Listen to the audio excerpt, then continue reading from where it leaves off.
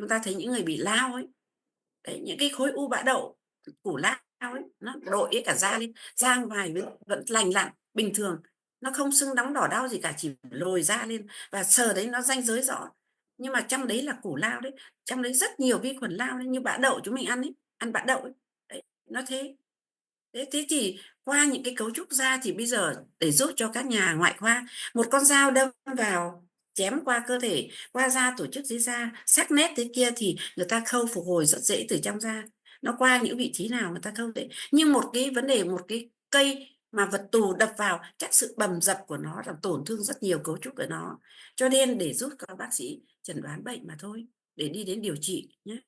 Ngoài 3 phương pháp chính này thì còn có phương pháp trích vận. Chức phận là gì? Chức năng đấy.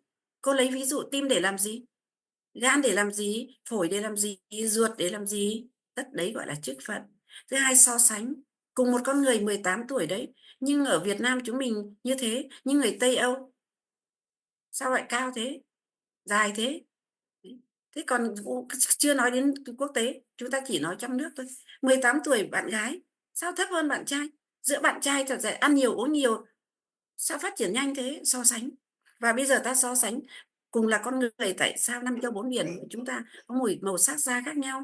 Mà thi hoa hậu đấy, hoa hậu đậu đồng như đồng đen ấy nhỉ? Cho anh lại Minh Trường có khi anh còn sợ phát hết hốt.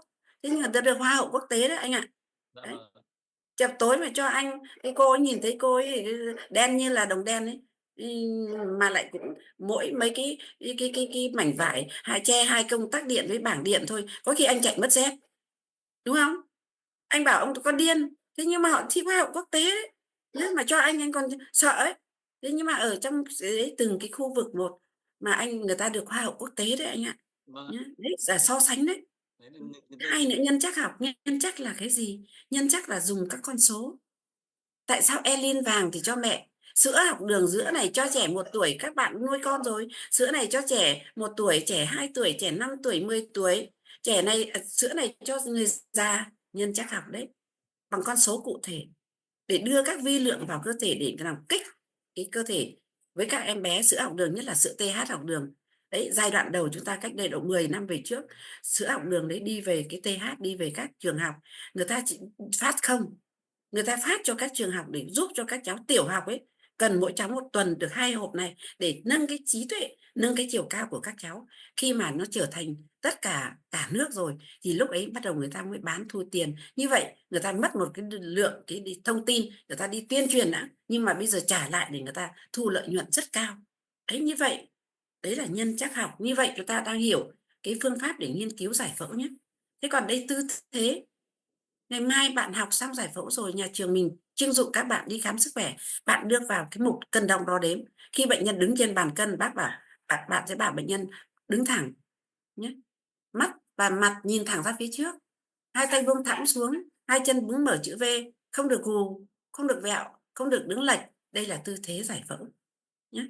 Đấy, tư thế đấy, đứng thẳng, mặt và mắt hướng ra phía trước, hai tay buông thõng xuống, ngón út đi theo nếp làn quần. Đây, tập quân sự, các anh tập quân sự rồi, ngón út đi theo nếp làn quần, hai gót bàn chân đứng chụm vào với nhau, mở chữ V. Đây là tư thế giải phẫu nhé. Ngày mai các bạn muốn đi bảo bệnh nhân đứng trên bàn cân cũng thế thôi, hướng dẫn người ta. Đây là bộ khung xương, nhưng còn cơ thể người ta đắp quần đắp áo vào, nhưng mà đứng đừng gù vẹo, đừng lệch. Thứ ba, cái mặt phẳng nghiên cứu. Ở đây là mặt phẳng đứng dọc giữa. Thế kỷ 20 trở về trước chúng ta chỉ có trắng đen thôi. Đi chụp ảnh cũng thế, ảnh trắng đen. Và đi chụp quang ở trên bệnh nhân cũng chỉ có ảnh trước ra đằng sau ra đằng trước.